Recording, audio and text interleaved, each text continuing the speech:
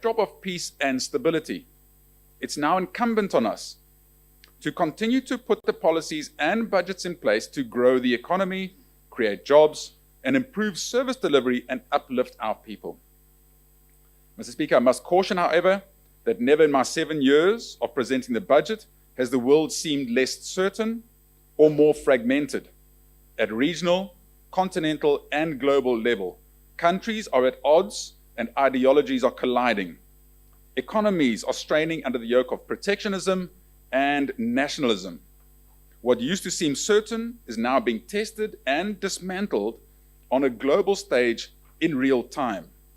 However, we need to remain steadfast in our faith, dedicated to our national identity, and uncompromising in our pursuit of growing our economy and aligning with our principles and allies. Mr. Speaker, it'll be remiss of me to promise this honorable House that our journey will be easy, or that crossing into the promised land will be without pain or sacrifice. We still have to confront and defeat the giants of corruption, mediocrity, and not providing enough job opportunities for our youth. The theme for this year's budget is transformation for growth.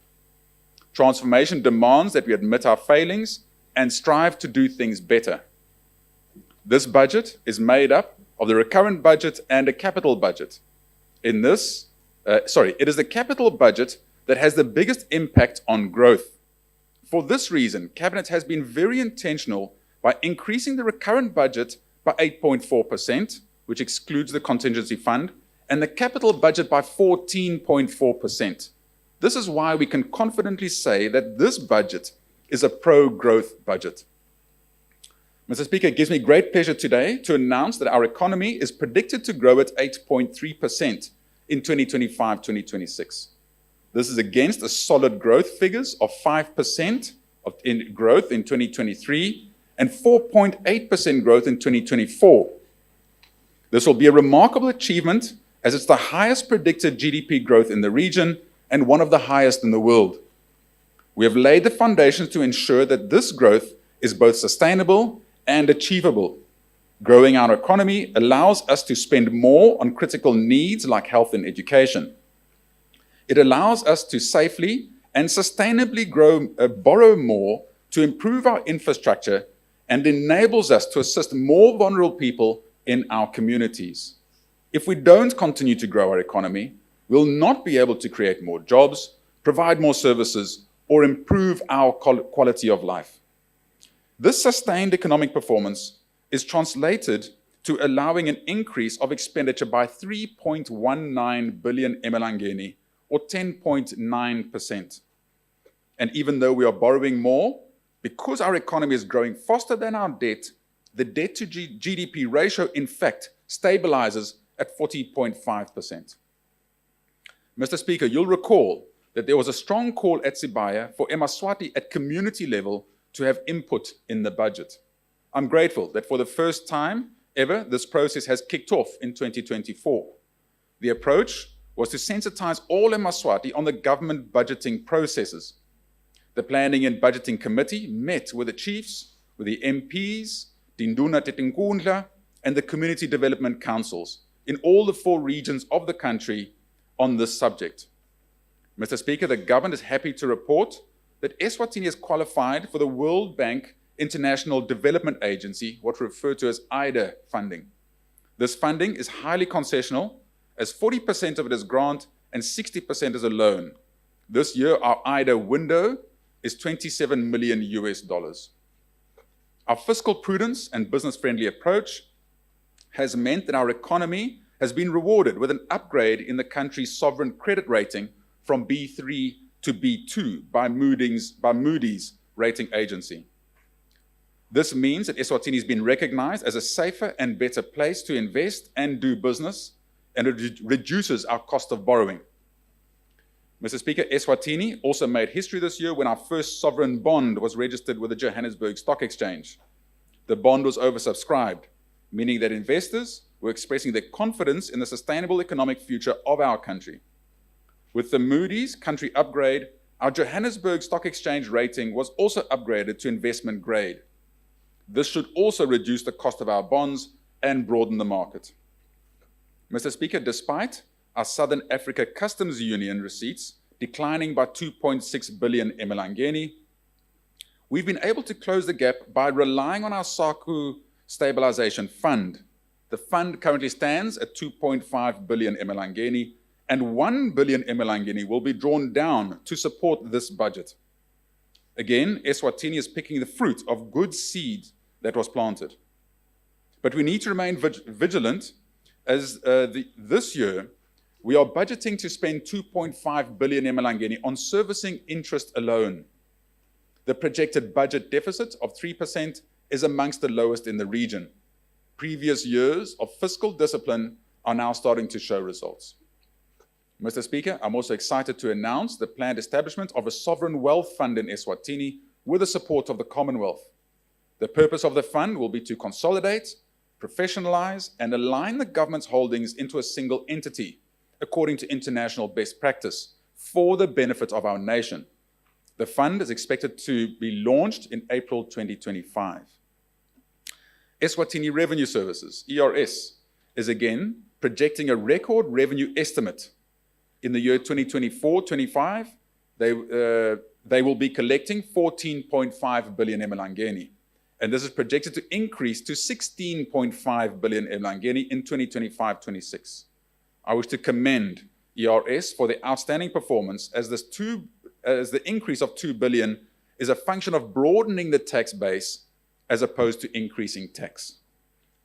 The global economic outlook is expected to remain steady, though it continues to perform below potential. This is attributable to the lingering effects of the intensifying geopolitical tensions, which triggered supply chain disruptions and elevated global inflationary pressures, thereby heightening economic vulnerabilities for most countries. However, supportive financial conditions emanating from a less restrictive monetary policy stance, as well as a robust labor markets in the United States, have offset the downward revision in major economies. Hence, global growth is projected to rise from 3.2% in 2024 to 3.3% in 2025 and 2026. It's according to the IMF and World Bank Economic Outlook.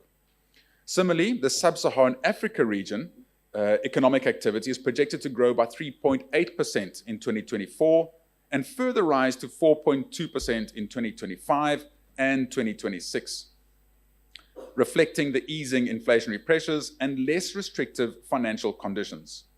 South Africa's growth is projected to rise from 0.8% in 2024 to 1.5% and 1.6% in 2025 and 2026 respectively, owing to the waning effects of load shedding and improved logistics, which would support the rebound in economic activity and thus also improving demand for Eswatini's exports. The domestic economy reflected resilience as economic activity rebounded strongly in 2023. Real gross domestic product, GDP, increased by 5% from a contraction of 0.1% in 2022. In 2023, growth was strongly underpinned by increasing domestic demand induced by national events. These events spurred activities in some of the demand-driven sectors such as the information and communication and wholesale and retail.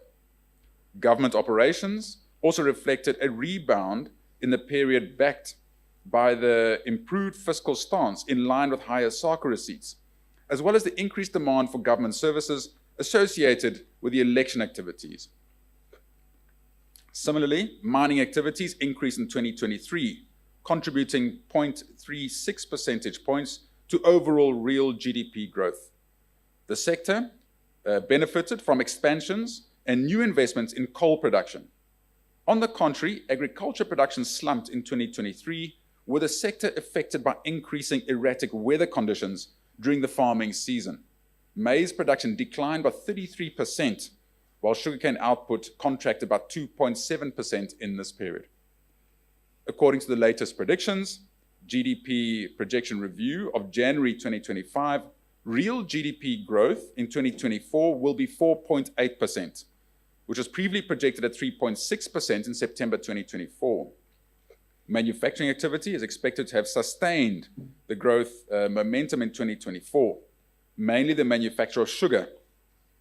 as well as the manufacturing of chemicals, rebounding from a slow growth in 2023. Similarly, primary activity, including the growth of crops in the agriculture and forestry subsectors, is expected to slightly rebound in anticipation of better yields, mainly in the sugar industry, previously affected by unfavorable weather conditions. On the contrary, growth in the service sectors is expected to have slowed in 2024 on account of 2023's base effects linked to the national elections. The slowdown in activity will be observed in sectors such as wholesale and retail, reflecting winding down of consumption demand, as well as public administration, due to lower hiring compared to 2023. Mr. Speaker, positive economic prospects are envisaged in the medium term, as economic activity is projected to accelerate by an average of 5.4 percentage points between 2025 and 2027. The medium-term growth will be supported by expansions in energy-related projects, as well as the upscaled implementation of public sector investment projects such as the Mbageni Dam under the MNWAB project, construction of the MR14 and MR21 roads, construction of the Parliament building, the Strategic Oil Reserve, as well as the completion of the International Conference Centre and the five-star hotel, amongst others. Domestic real GDP is projected to peak at 8.3% in 2025 from a growth of 4.8% in 2024. The significant acceleration in economic growth is largely accounted for by the upscaled construction activity of the earmarked projects and is projected to directly contribute 2.5 percentage points to the overall growth outcome in 2025. In 2025, other supporting sectors such as transportation, quarried stone production, manufacturing of construction material, wholesale and retail, and financial services will also benefit from the construction activity and contribute positively to the overall outcome. In the primary sector, double-digit growth is expected for mining and quarrying and forestry activities. The mining and quarrying subsector growth will be on account of expansions in coal mining and anticipated increase in quarried stone production to support construction activities, primarily of the big dams and the planned roads. GDP growth is projected to slow down in the outer years to 4.8% in 2026 and 3.1% in 2027, as projected by our macro forecasting team. The envisaged deceleration in economic growth is on account of high base effects from 2025, coupled with the completion of some projects with prospectively slower replacement ratios. The implementation of public and private projects, in other words, the energy projects, the roads, the dams, and other infrastructure projects, will continue in the medium term and conditional on availability of funding. The mining sector is expected to maintain strong growth, buoyed by increased production in coal and exploration of other minerals. The tourism sector is expected to recover to pre-COVID levels and maintain steady growth in the medium term. Strong growth is also expected in the textile industry, driven by expansions in factory shells and a better penetration of markets, particularly the US markets under AGOA. The government will be very intentional to counter these lower projected figures by targeting the pro-growth sectors like mining, ICT, and agriculture. Mr. Speaker, domestic inflationary pressures eased in 2024 as headline inflation averaged 4% in the year compared to an average of 5% in 2023.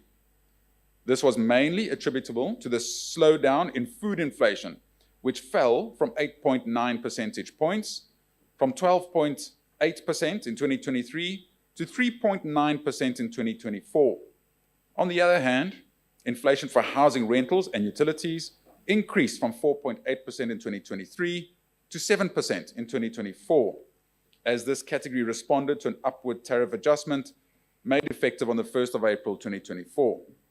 Domestic inflation is expected to remain within the budget band of 3 to 6% in the short to medium term.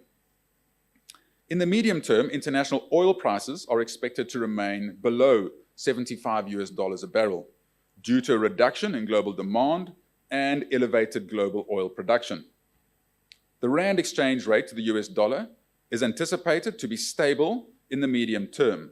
However, it faces a higher risk of volatility and mild depreciation due to the uncertainty surrounding US policies over the next 4 years. Upside pressure on the inflation outlook is still expected, mainly due to anticipated hikes in administered prices, such as electricity and water tariffs in 2025. The inflation forecasts are envisaged to increase, averaging slightly above 4.5% for both 2025 and 2026. External sector projections indicate that Eswatini's current account balance will post a surplus of 956.7 million emalangeni in 2024, following a current account surplus of 1.9 billion recorded in 2023.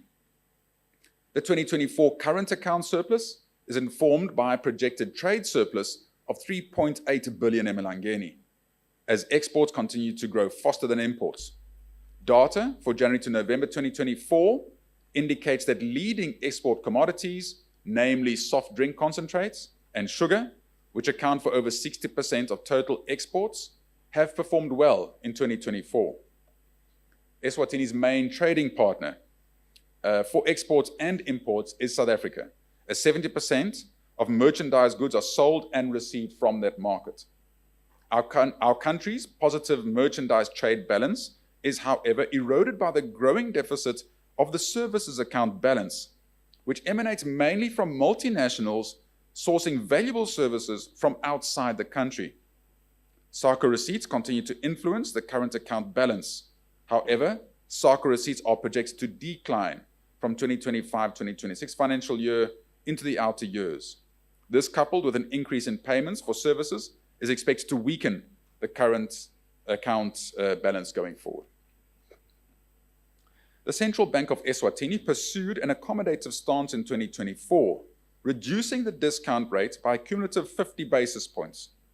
The bank reduced the discount rate by 25 basis points to 7.25% in September 2024, and another 25 basis points to 7% in November 2024. This stance was broadly in line with the easing of global and regional monetary policy conditions, the lower domestic inflation outcomes, and the improved inflation outlook for the domestic economy. Consequently, commercial banks reduced the prime lending rate by some 50 basis points over the year, from 11% to 10.5% in November 2024, a conducive policy stance to boost credit extension to the private sector, hence economic growth. In executing its mandate, the central bank remains cognizant of the need to strike a balance between maintaining price and financial stability while supporting domestic economic growth. The bank remains conscious of the monetary policy that the monetary policy is anchored on a fixed exchange rate regime, hence remains committed to curbing capital flight to protect the reserves and ensure that the one-on-one peg of the lilangeni to the South African rand is maintained. The short to medium term monetary policy outlook remains uncertain with a downward bias. However, the global environment remains highly fluid with geopolitical tension, which, if they escalate, can cause supply chain disruptions and reversals in the disinflation path. Following the successful listing of the 4 billion South Africa Rand bond program on the Johannesburg Stock Exchange, a total of 400 million rands was raised in May 2024 for a period of 3 years, and these funds have helped the government meet some of its financing needs. The government will be going back to the South African stock market soon for further issuance. It's expected that the conditions are likely to become more favorable following the improvement of the country's credit rating on the domestic and international front and the declining interest rate environment. The government of Eswatini's long-term local currency and foreign currency issuer rating was upgraded in November 2024 from B3 to B2. The rating of our bonds on the Johannesburg Stock Exchange has improved to investment grade. This improved credit rating was due to a good track record of the country's fiscal policy effectiveness, which had led to an improved fiscal trajectory and government's commitment to fiscal consolidation and institutional reforms such as the SACU Stabilization Fund and the clearing of arrears. Eswatini's stock of gross official reserves improved markedly in the 2024-2025 financial year, mainly due to higher SACU revenues, increased foreign currency trades with local banks, as well as internal investment swap with a local non-bank institution. Consequently, gross official reserves increased by 19.2% year-on-year between April and November of 2024, from an average growth of 8.1% over the same period in 2023. However, the average import cover fell from 2.7 months in the first 8 months of 2023-2024 to 2.5 months over the same period in 2024-2025, mainly due to the sharper increase in the country's importable. In the short to medium term, gross official reserves are expected to remain under pressure due to the anticipated decline in SACU revenues in 2025-2026 and the persistent rise of imports. Mr. Speaker, in pursuit of financial inclusion and economic growth, the country has licensed MTN FinTech services as an authorized dealer with limited authority through the Central Bank of Eswatini. The system allows a Maswati residing in South Africa to send money back home to support their families using their mobile phones, facilitating cross-border money transfers. This digital transformation solution will help close the gap between unbanked and traditional banking services while ensuring compliance with applicable laws and regulations. This year has also seen significant progress on the planned conversion of the Swaziland Building Society into a bank. Following SBS's annual general meeting, the voting results indicated that 94% of permanent shareholders supported the intention to convert to a bank. If this conversion milestone is ultimately achieved, the number of active banks in Eswatini will increase to 5. Mr. Speaker, the Eswatini banking sector remains profitable, with industry after-tax profits increasing by 7.9% year-on-year to 139.3 million emalangeni, compared to the previous year's 156.8 million emalangeni. The industry is well capitalized, with an industry capital adequacy ratio reported at 18.3% and common equity capital at 16.2%. These ratios satisfied the minimum regulatory requirements of 8% total minimum regulatory capital and 4.5% common equity capital, respectively, under the Basel II capital framework. The industry's non-performing loan ratio averaged 6.9%, marking a 0.2% increase from the previous quarter's 6.7%. The industry remains liquid and reports satisfactory liquidity levels above the statutory minimum requirements of 22% for commercial banks and 20.5% for development banks. The industry's liquidity increased by 34.8% compared to the previous year, which stood at 29.9%.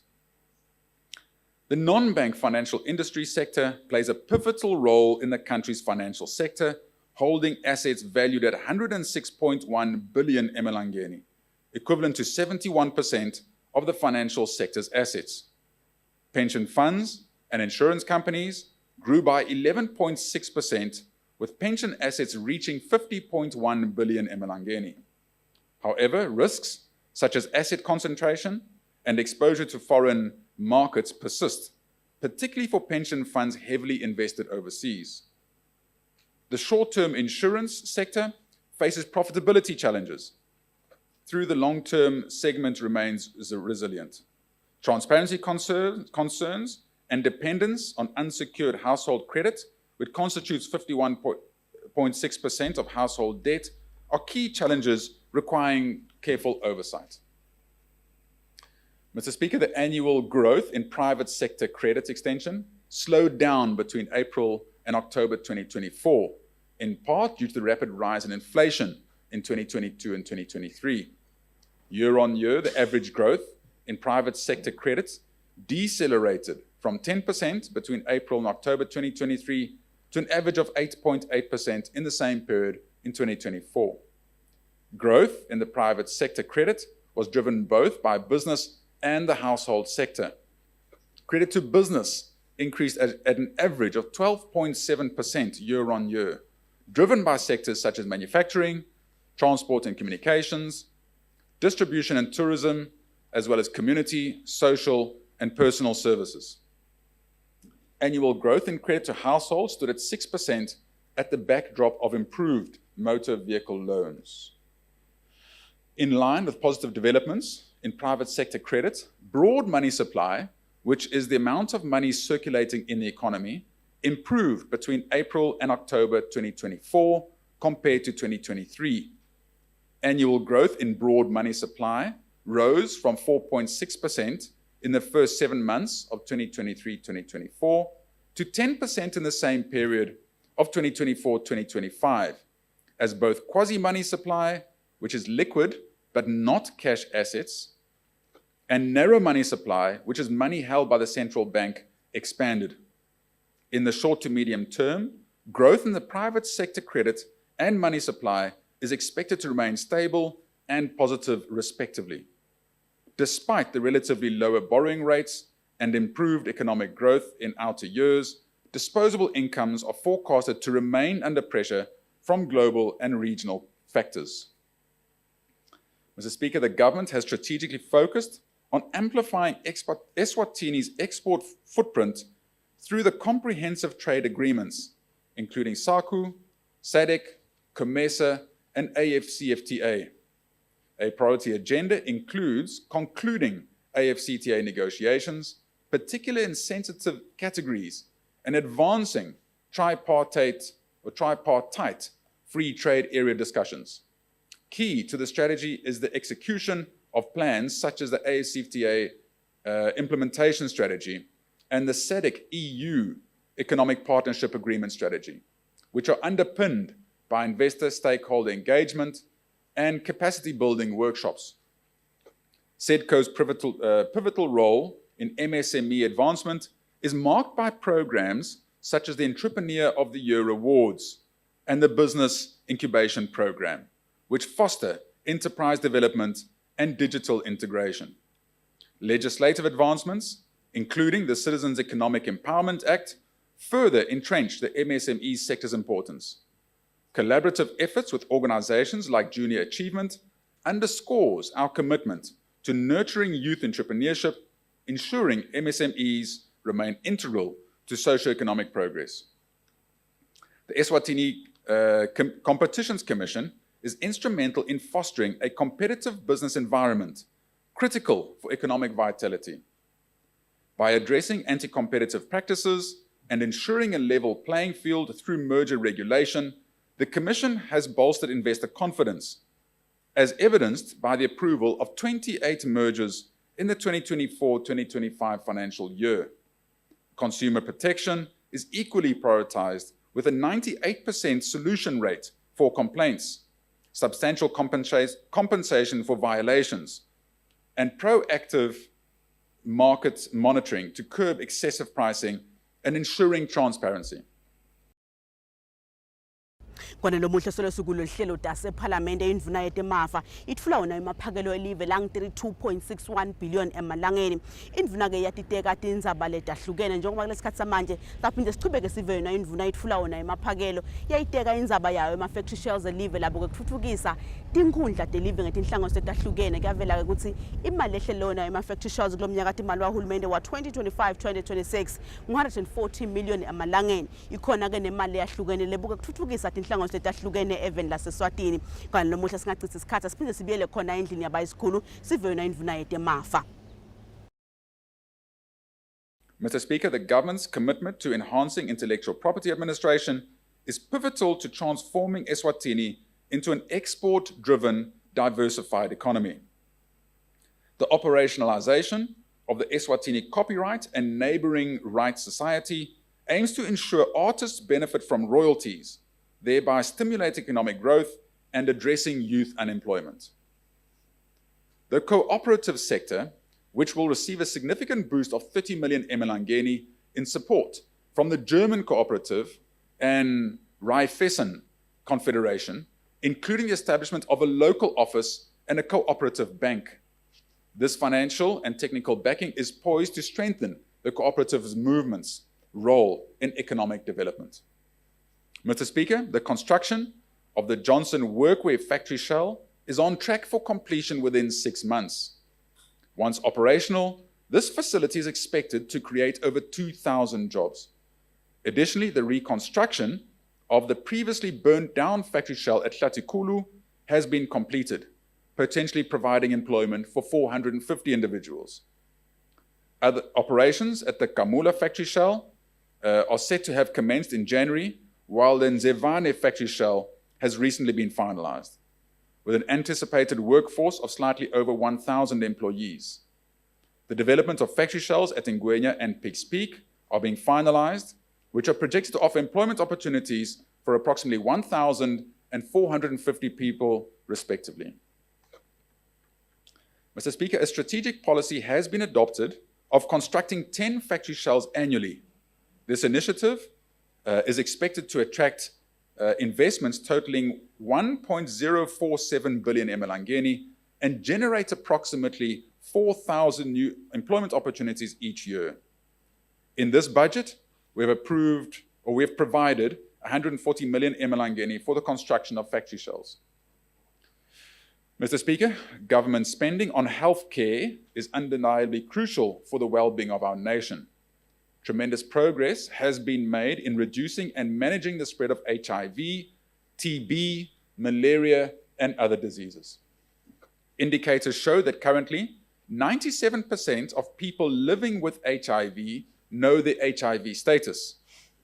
98.3% of people with a known HIV positive diagnosis receive antiretroviral therapy, and 98.4% of people receiving ARTs are virally suppressed. In addition, 64% of the clients initiated on ARTs have reported to have disclosed their HIV status to their family members, sexual partners, or other colleagues. Such gains are commendable and need to be sustained going forward. Mr. Speaker, TB accounts for nearly 1/3 of all AIDS-related deaths, making it a leading cause of mortality in people living with HIV. Hence, we should ensure that TB interventions are effective. It's encouraging that the TB treatment success rate currently stands at 84%, illustrating an improvement of about 4 percentage points from the figure last reported. Mr. Speaker, the nation cannot prosper if our children are not healthy and protected. At present, the national immunization coverage, as measured by the DPT-3 proxy indicator, is at 67%, and full immunization coverage is at 68%, according to the MR1 proxy indicator. In order to reduce mortality of those under 5 years old, our vaccination programs will continue to be supported. The human papillomavirus is the leading cause for cervical cancer in women and girls globally. To deal with this, the government took a policy decision to vaccinate girls between 9 and 14 years of age against this disease. Remarkable progress has been made as the vaccination rate is at 73.6% nationally. In the third quarter of 2024-25 financial year, a second dose of the same age group was introduced for immune-compromised girls.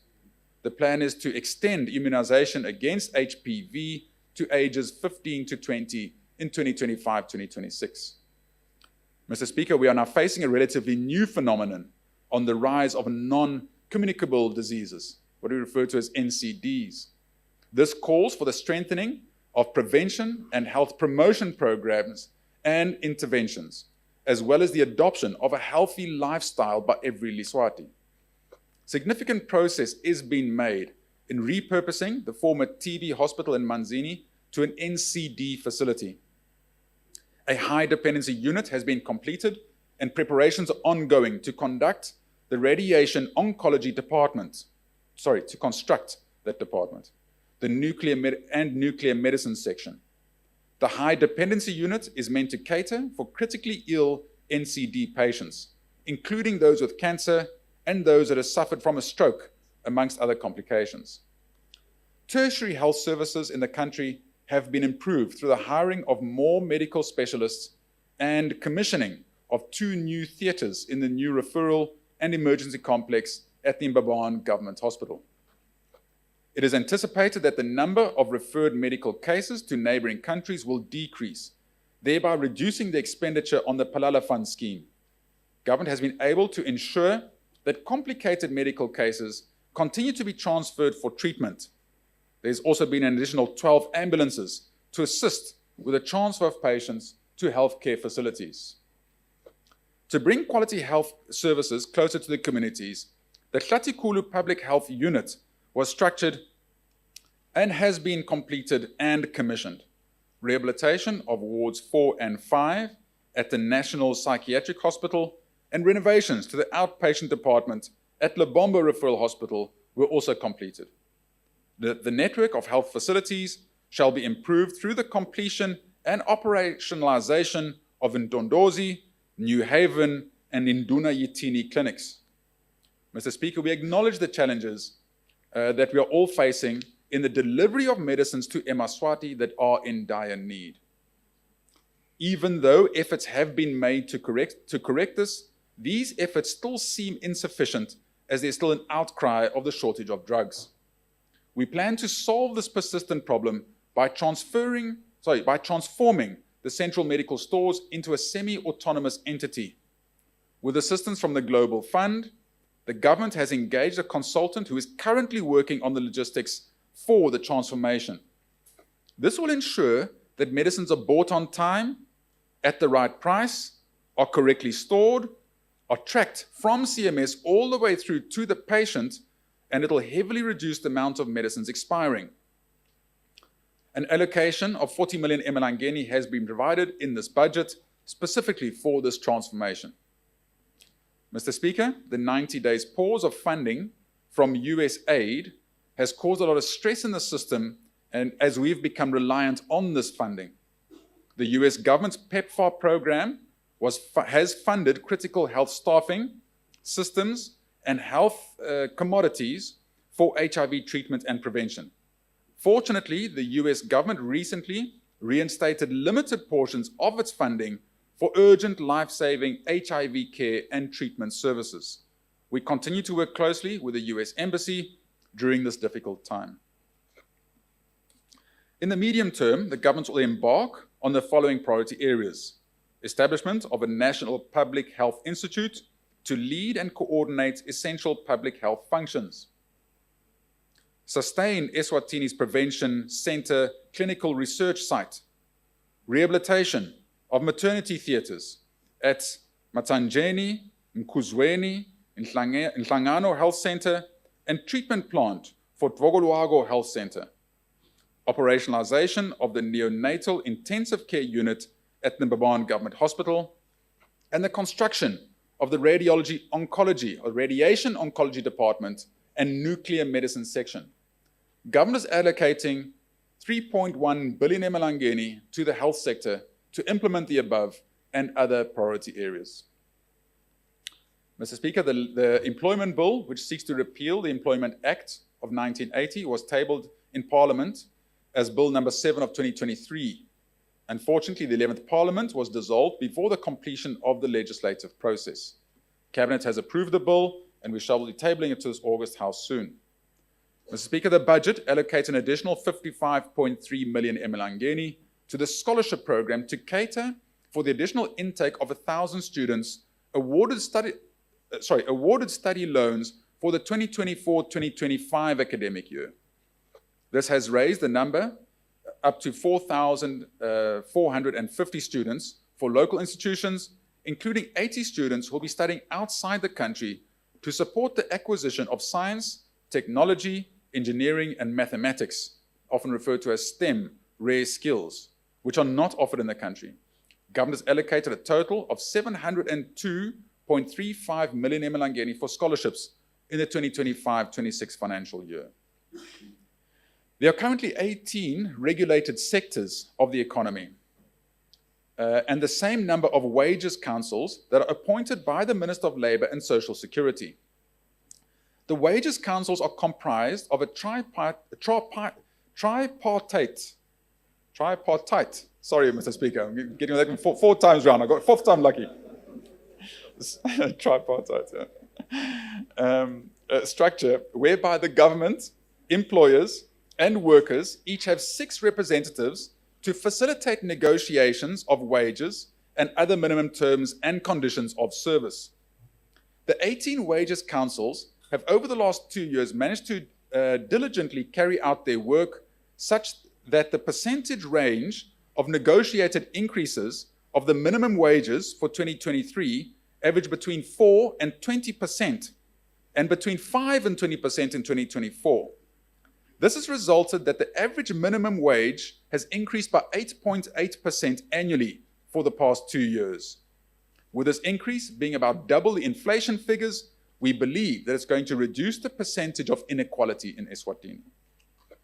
Government will also construct 2 trade testing workshops, which will be used to test apprentices and artisans in the welding and plumbing fields.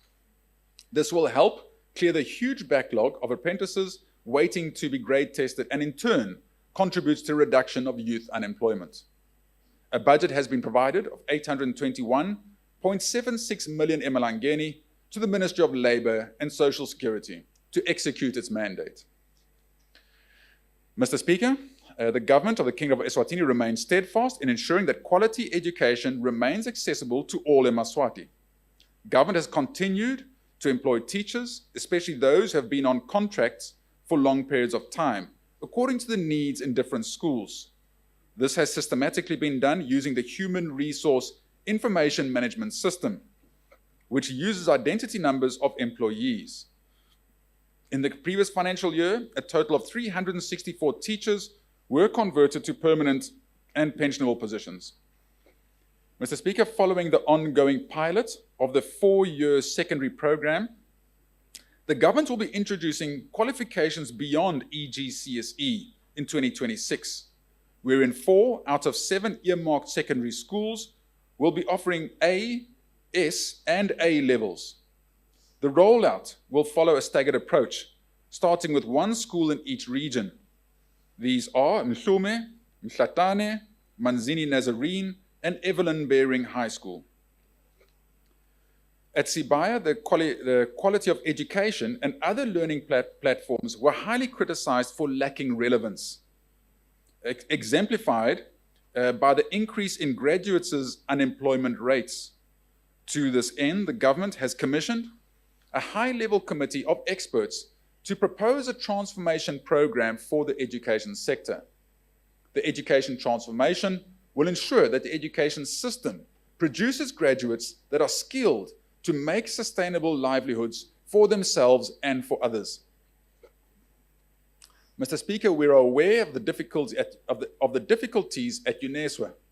The University of Eswatini continues to face a number of challenges despite the increase in subventions in the recent years. The challenges include poor financial management, non-remittance of medical aid and pensions payable for personnel, poor research output, and archaic academic programs, to mention a few.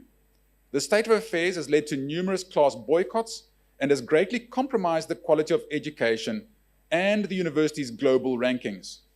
In order to solve the UNESCO crisis permanently and ensure that the university gets back to its former glory, the government commissioned a task team to investigate the issues and come up with pragmatic recommendations.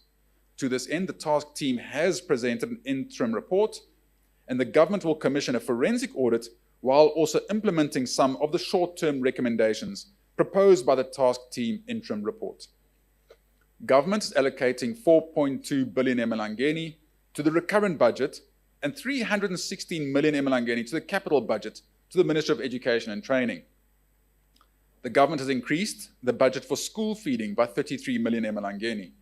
In addition, 194 million has been allocated for the OVC fund and 702.35 million emalangeni for scholarships, equaling a total of 5.41 billion emalangeni for the provision of education and training for all levels in the country. This represents a 16.6% of the total budget spent on educating eMaswati. Mr. Speaker, government has continued to support the vulnerable populations through cash transfers to elderly persons and persons with disabilities. Currently, there are 84,740 elderly grant beneficiaries and 17,468 beneficiaries of grants for persons with disabilities, referred to as PWDs. In line with His Majesty's pronouncement, this financial year, government has allocated an additional 105 million emalangeni to cater for the increase in the elderly grant received by the elderly, which is a 20% increase, mainly to cushion the cost of living adjustments experienced throughout the economy, adding 100 emalangeni to the current 500 emalangeni monthly, bringing it up to 600 emalangeni per month. Government's also budgeted to increase the number of persons with disabilities receiving the national grant by 2,500 and adding 50 emalangeni to each recipient, raising the monthly amount received to 450 emalangeni.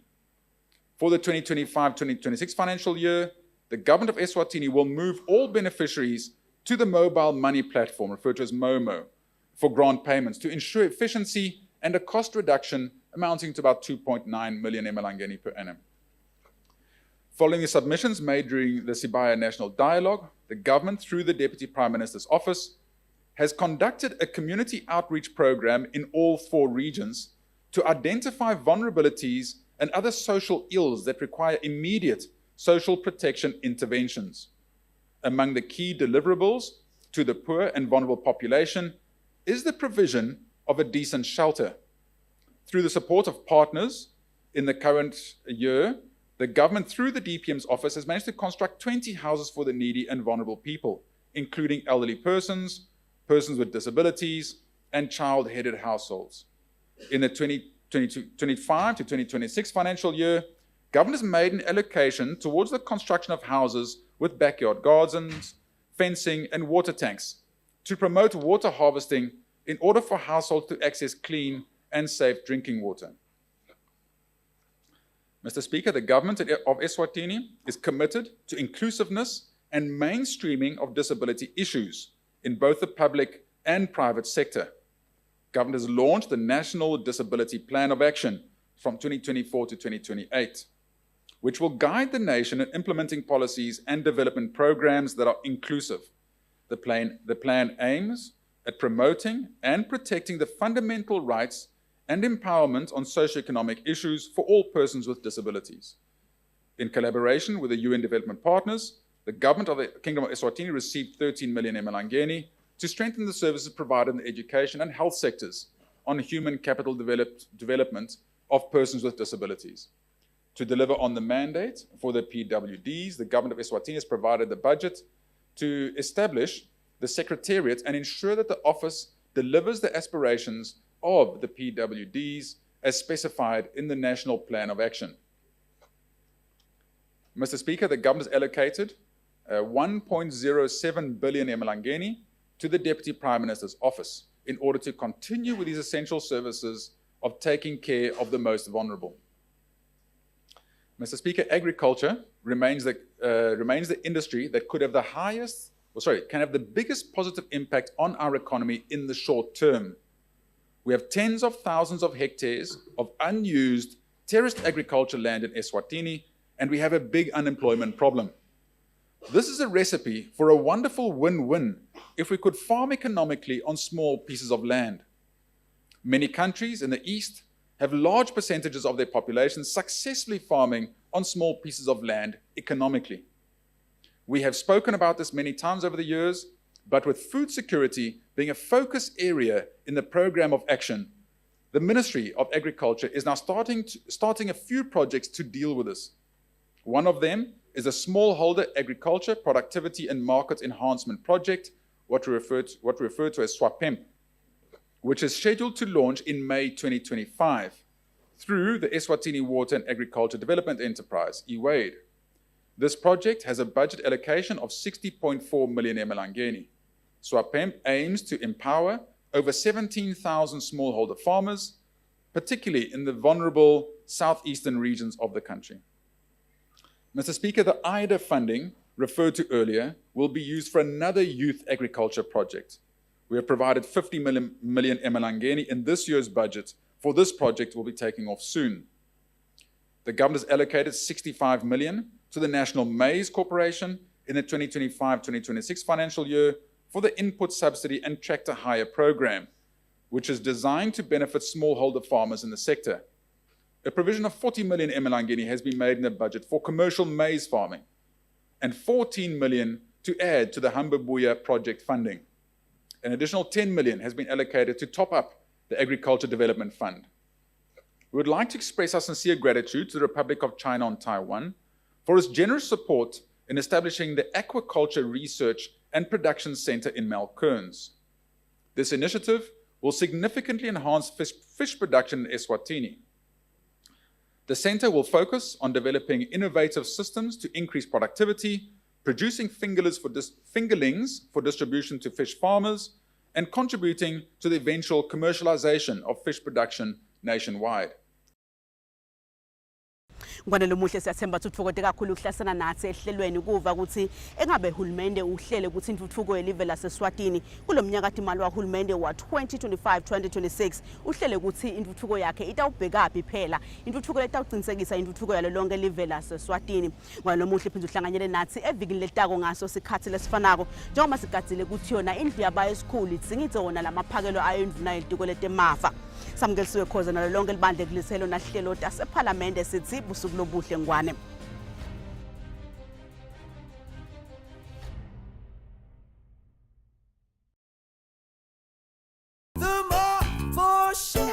Introducing Cousin Celeste's latest look. And these are the best part. They are limited edition. Like me. Get Barter school shoes for only 70 emalangeni when you spend 350 emalangeni or more. Buy 200-gram Baker's Blue Label Mori biscuits, any two for 30 emalangeni. Or 175-gram Lifebuoy soap, any two for only 28 emalangeni. And that's why we shop at Spar. When you choose your adventures, you do so with an open heart and a desire for the unexpected. You embark on journeys to discover new worlds, full of wonder. You choose a path to awaken your senses, to feel the rush of life overwhelm you, a world to make you look up and realize just how inspiring this life can be.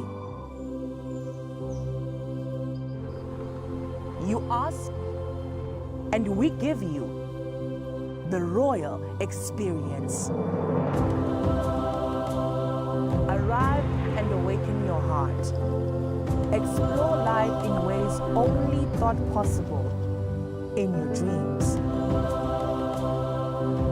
There are but a few places on earth so special, so unique, and so spectacular, where it becomes the rite of passage for the ambitious travelers, courageous souls, to all have the one and only royal experience. That day when you look deep into your heart and leap into an ancient world so very different from your own, where magic, beauty, and love are shared forever, then you will have a royal experience. There is just one place on earth where the people make you feel a part of their kingdom, where you just might volunteer to awaken spirits, enrich minds, and work alongside communities to build, motivate, and inspire. This is truly the royal experience. When you dream of a different world, beyond the ordinary, beyond time, discover just how far you'll go to expand your understanding of life's greatest mysteries. There's just one place on this planet with so much to offer. Now is the time for you to have the royal experience.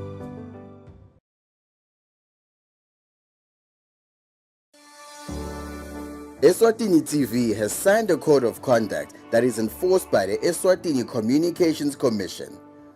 We are committed to reporting news that is accurate,